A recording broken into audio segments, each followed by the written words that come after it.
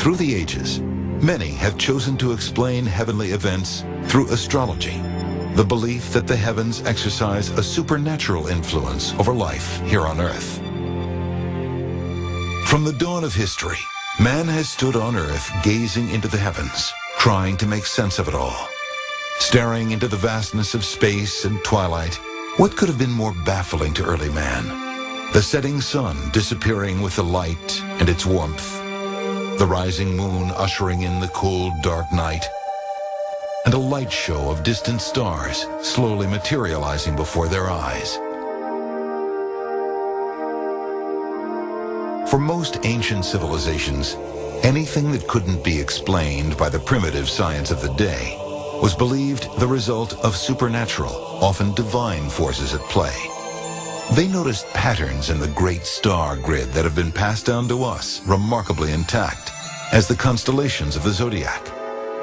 Astral signs thought to exercise a mystical influence over our lives. Imagine what early men must have felt beneath the canopy of cosmic glitter. You have to look at the entire history of our understanding of the world, and for that matter the cosmos, as a continuity that goes back at least to the old Stone Age. The story of how we've systematically observed the heavens begins in the days before recorded time. For primitive man, the sun reigned supreme. Its recurring cycles of light and darkness formed the basis of the first organizing principle of our natural world, day and night. This was the most basic astronomical observation, and man's first attempt to explain what was going on down here by observing what was happening up there. In effect, ushering in a belief system that looked for casual connections between heavenly and earthly matters. Many believed the sun needed to be persuaded to reappear after the cold, dark night. What was going on up there? For our earliest ancestors, with little in the way of scientific knowledge, it was a natural next step to ascribe supernatural answers to nature's most basic questions.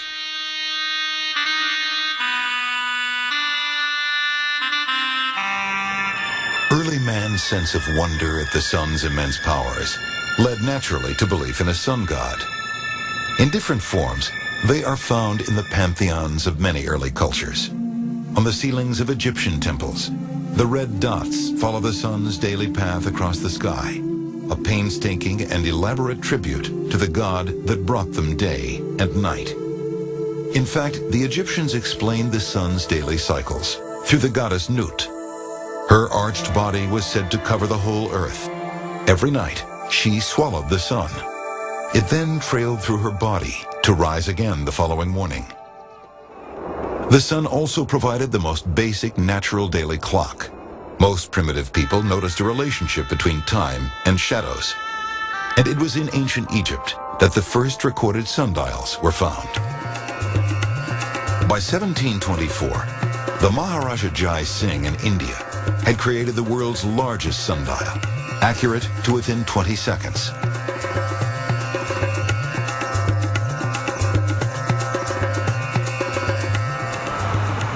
Sundials were used right up until nearly 100 years ago, when heavenly-based timepieces were replaced by the clocks and watches of the modern world. In fact, the human body seems attuned to the same rhythms as the sun's daily cycle. Our natural daily schedule begins when the sun is first rising in the sky, with or without any reference to clocks or calendars. Even the earliest civilizations created monuments with an uncanny ability to accurately track the sun's seasonal cycles. Before the pyramids, the Irish built perhaps the most remarkable ancient buildings on the surface of our planet. In Eastern Ireland, a cluster of burial mounds were designed to mark the shortest day of the year, the winter solstice, when the days begin to grow longer and warmer, and a primitive farming people were reassured that soon it would be time to plant again. The greatest among them is the prehistoric site at Newgrange, a huge circular grave some 250 feet across. A long stone passageway extends from the entrance to a great vaulted chamber. where the ancients preserved the bones of their dead. Above the entrance is a rectangular stone box. The tomb was aligned so a shaft of light from the rising sun on the winter solstice would enter the box, travel down the stone passageway, and illuminate the rear of the chamber wall. Newgrange is one of the oldest structures on Earth. It's older than Stonehenge, it's older than the pyramids. It probably had a great religious or ceremonial significance. Many hundreds of miles away, on the Salisbury Plain in southern England, is perhaps the best-known solar temple and calendar of the ancient world. When these massive stones were somehow levered into place, Egyptians were only beginning to build pyramids, and yet the awesome structure at Stonehenge could accurately track the cycles of the sun, moon, and stars, suggesting an understanding of the cosmos far from primitive. Stonehenge is aligned to the rising and the setting of the sun. At the summer solstice, the longest day of the year, the sun rises over the marker known as the heel stone. At midwinter, it sets at the direct opposite end of the monument. It's quite probable that Stonehenge itself was some sort of model of the cosmos. From Stonehenge to ancient Egypt, worship of a sun god continued to bear testament to the power of the heavens on earth.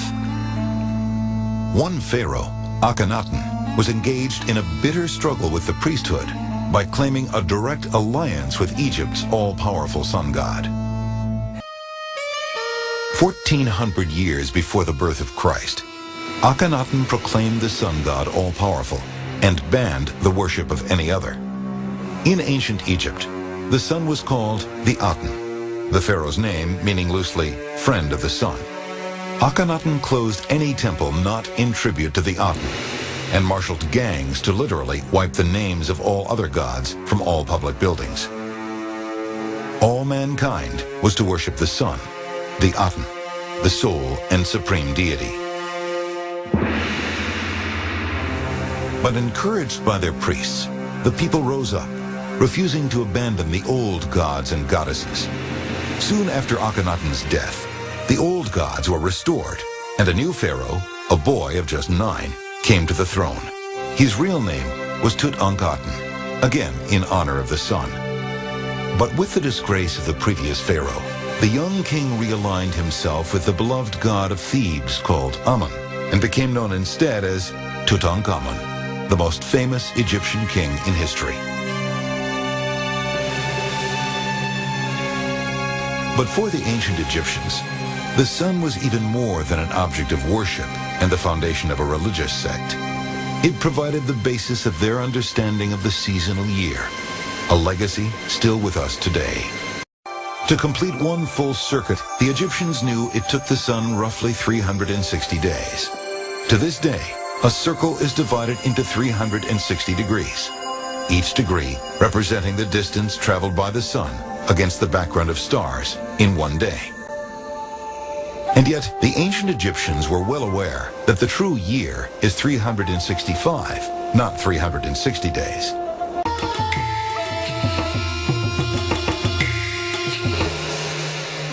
Through the ancient Greeks and later the Romans, modern Western culture has inherited the Egyptian and Mesopotamian calendar and astronomy. In modern India, the festival of Diwali takes on aspects of the Western Christmas. A high point of the year when presents are exchanged and the countryside glitters with festive lights. Diwali commemorates the victory of light over darkness and goodness over evil. Every autumn, just a few days after the full moon, it moves closest to a cluster of stars known as the Pleiades. In fact, its true name, Deepavali, means cluster of lights, an obvious reference to the brilliance of the Pleiades constellation.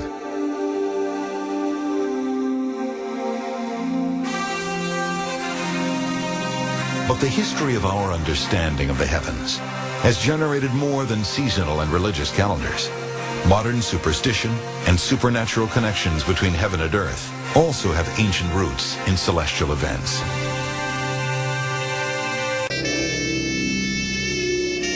To the ancient Egyptians, the sight of one star once a year was believed to have a critical influence over the entire earthly well-being, heralding health and prosperity for the coming year. Once each year, the Nile floods its banks, fertilizing their farmland and assuring a bountiful harvest. And Egyptians came to believe that one special star was responsible for this recurring act of good fortune. Sothis was the Egyptian name for the star we now call Sirius. They noticed there was a time each year when Sothis could be seen rising in the early morning just before dawn. Soon, like clockwork, the Nile would flood, and the star was celebrated as the heavenly herald of Egypt's prosperity. The Egyptians inherited their understanding of the heavens from even earlier civilizations that developed in the so-called Fertile Crescent, then known as Mesopotamia. Here, in a land without stone, they built the first towns and once great monuments called ziggurats from the first mud bricks, much like those still used today. They were also among the first to map the pinpricks of light in the night sky. On these tiny preserved stones is carved the original zodiac, invented in Mesopotamia and passed down through the ancient Egyptians to modern day.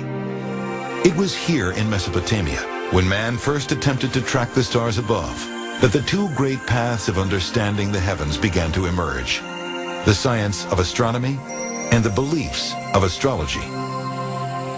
It was also the Mesopotamians who began imagining patterns and designs in the starry night sky. It became a celestial join-the-dot game, and soon the sky was filled with all kinds of creatures and characters, some from mythology, some from real life. These patterns and designs were passed from one early culture to another, becoming fixed quite early in the very shapes we still know and use today. They became the so-called signs of the zodiac of the modern world.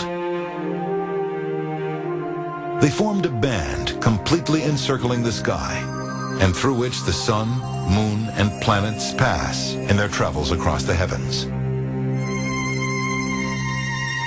Modern astrology still has its roots in the belief that if you are born when the sun appears to be in front of a particular star sign, you come under its influence. Today, we can explain astrology as a cosmic optical illusion. Each day in its orbit around the sun, the Earth moves a little farther in space, creating the effect of the sun having moved slightly against the background of stars. The Mesopotamians also noticed 5 particularly bright stars that seemed to move against the background of the zodiac constellations. We now know these supposedly wandering stars were the 5 planets visible to the naked eye. The Mesopotamians recorded the wandering stars passing through the zodiac, a skill the Egyptians later adapted in the ancient Egyptian temple of Dendera. The modern zodiac signs of Sagittarius, Scorpio, and Libra can still be seen. The Greeks inherited the cosmology of Egypt and Mesopotamia. Our modern Western understanding is derived directly from the ancient Greeks. They played with many different ideas of the heavens, eventually arriving at an explanation of the cosmos that lasted nearly 1,500 years. Stars, they believed, were lights affixed to the inside of a giant sphere.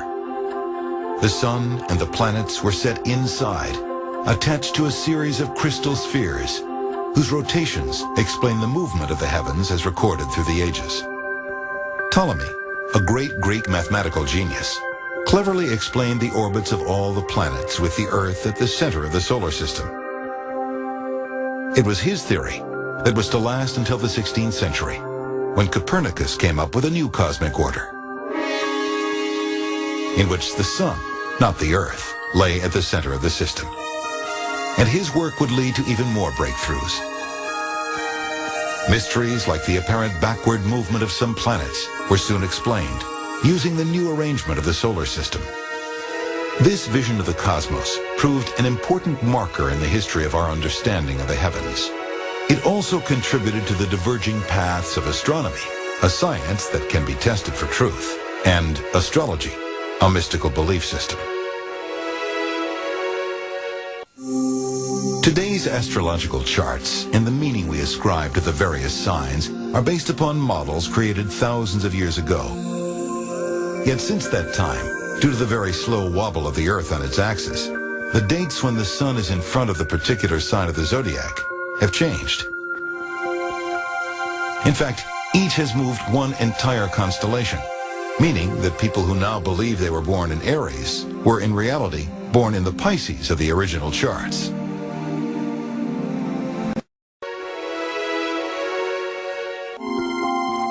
Even with 21st century knowledge, astrology is alive and well and followed by millions. While most scientists hold their theories to a higher standard of analysis and verification, something in astrology remains a potent belief system, attracting many to see what the stars hold for them. As our understanding has evolved, nature's laws have revealed themselves to us in various forms throughout time. Some have stared into the heavens and seen science as the answer to our most basic questions. For others, the fabric of the universe is woven of supernatural influence. And yet, either way, the gears and the wheels of our clockwork universe appear to mesh in perfect synchrony. The Egyptian sorcerers were not wrong in placing the sun at the center of their philosophy, though few now believe the sun is a god. But the impulse to see a divine plan in the heavens continues to course through our veins. As we now look across our galaxy, we can see other solar systems being born. When they are, it's likely some will support life. Some may even support intelligence. It's already possible there are thousands of civilizations out there, somewhere, studying us. There can be little doubt that, like us, when they look up into the skies above them, they will marvel at the grandeur of the heavens. Like us, they may wonder where they fit into the universal design. Like us, they too may wonder what it all means.